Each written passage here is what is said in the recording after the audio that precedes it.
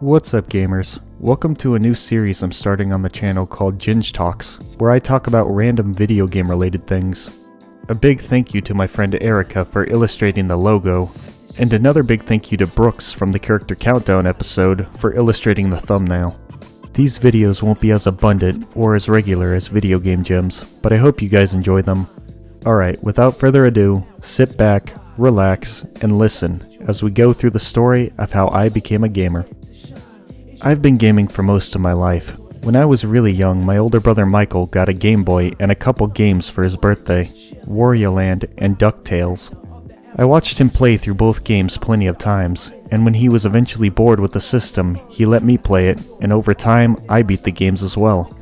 As young as I was, I never knew other games for the system existed, or that other systems existed. To me, the Game Boy was nothing more than an advanced version of the Tamagotchi. My family wouldn't own another game console until Christmas a couple years later. Michael and I got Game Boy Advances from our older brother Glenn. The GBAs were bundled with one game each. Michael was lucky enough to get Mario Kart, while I ended up getting a Winnie the Pooh Game Boy Color game. My parents eventually got me my own copy of Mario Kart, and they also bought us a link cable so Michael and I could play together. It was then that I started taking an interest in video games. My collection slowly grew over time. Most of the time, Michael and I would ask for different games, so our library would grow quicker. I had no problem sharing my games, but Michael on the other hand was selfish. Since he wouldn't let me play any of his games, I stopped letting him play mine until he agreed to swap with me. The GBAs were a big part of our childhood. However, those were not the only systems we played. Whenever our babysitter came over, or we traveled to our aunt's house, we got to play the SNES and try out its expansive library. Super Mario World, A Link to the Past, Super Mario RPG, Kirby Superstar, Paperboy, Zombies Ain't My Neighbors, the list goes on.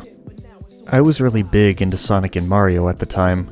They were the first two iconic faces in gaming that I knew, and since their games were so much fun, I couldn't help but obsess over them. However, the SNES taught me that fun came in different shapes and sizes, and expanded my love for gaming. For the next few years, the Game Boy and Game Boy Advances were the only consoles we owned, and with a vast library, the idea of getting another console hardly crossed my mind. I never thought my parents would get me another one anyway, but all that changed during my 9th birthday. My parents decided to get me a Nintendo GameCube. I vaguely knew what a GameCube was at the time. I played demos of them in stores, and some of my friends from school owned them. But I was finally getting one of my own, and I was excited. This was my next big step in gaming, and what a step it was. I got the GameCube in the middle of its lifespan, so it was bundled with Mario Kart Double Dash, and for a while, it was the only game I owned for that system. I also had a second controller, so my siblings could play with me. I played that game to death, constantly achieving new high scores and unlocking different tracks, characters, and difficulties. My younger brother Nathaniel helped me unlock most of the rewards. Later that year, on Christmas Eve, we finally 100%ed the game, and we couldn't have done it at a better time. On Christmas Day, I got my second game for the GameCube, Paper Mario: The Thousand-Year Door. Finally, my first big 3D adventure game, with an immersive story, strategic yet fun gameplay, and amazing graphics. How could I not enjoy it? It was different from the games I was used to. The game was more challenging than any of the previous games I played. I was still a kid, and most of the games I played were 2D platformers. I was having trouble adjusting. To fix this, Michael and I shared files and worked together to complete each new game that came along. As I grew up, my gaming skills slowly began to improve. I was able to beat many of them on my own, but there were still times where I found myself stuck. Eventually, my gaming career hit its first big wall with Sonic Adventure 2 Battle for NGC. The game had a few tedious levels here and there, but nothing I couldn't handle, until I unlocked the last story. I had no idea there was a water-breathing upgrade for Knuckles, so I spent the majority of my lives on his section of the final level. And when I finally made it to Sonic's portion of the level, I was too scared to attempt anything risky. I eventually gave up and let my friends beat the level for me the next time I hung out with them. Next up was the Bio Lizard, and this boss was tough. I tried so many times to defeat him before eventually giving up.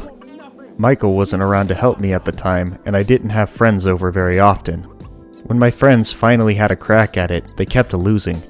They had already beaten the boss themselves and saw no reason to actually try hard enough to help me. For half a year, the game sat on my shelf just 2 levels away from being finished, until one extraordinary weekend. I was bored, I had nothing to do, and all my other games were beaten. So I decided to take another crack at the BioLizard.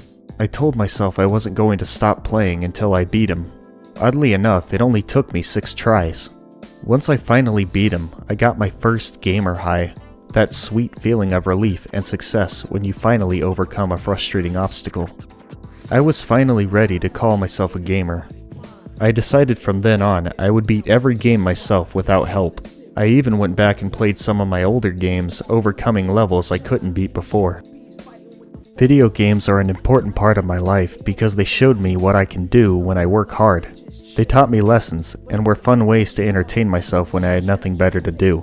That's why I'm proud to be a gamer, and I'll continue to be one for the rest of my life.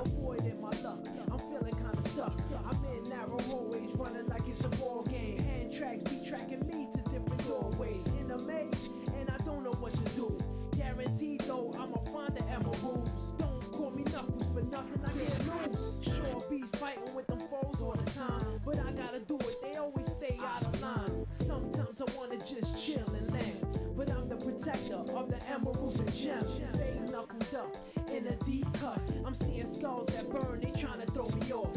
Avoiding my luck, I'm feeling kinda stuck. Don't call me knuckles, give me a box.